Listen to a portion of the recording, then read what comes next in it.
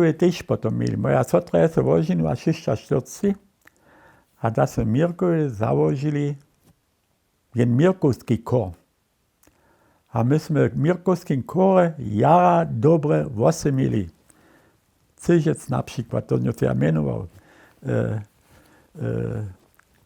A nasza svojba, popravim, sú vše muzikálne byli, vše dere spívali, vše hudby nadarene byli, ale my nejsmo mieli te možnosti nekak to dalej ująć. Ta jenička, która się od nas je svojby potom na hudbu šła, to byše moja sotra, ta v Drežanách studovala operový zpěv 4 leta.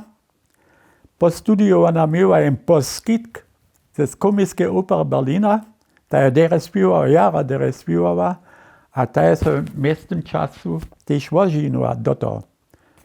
So, a jej muž byše velký přístajný v Sakském krajním kniežatstve. A on povedal, na jevišťo ty nepůjdeš. A ten je ani jen jenčký zpěv na jednom velkým pohanským jevišťu zpěvala. Ta je měla jen jara dobrý voz, jen dobrý poskyt, nedom první poskyt tam do Berlína. A tu muž je to zakázal.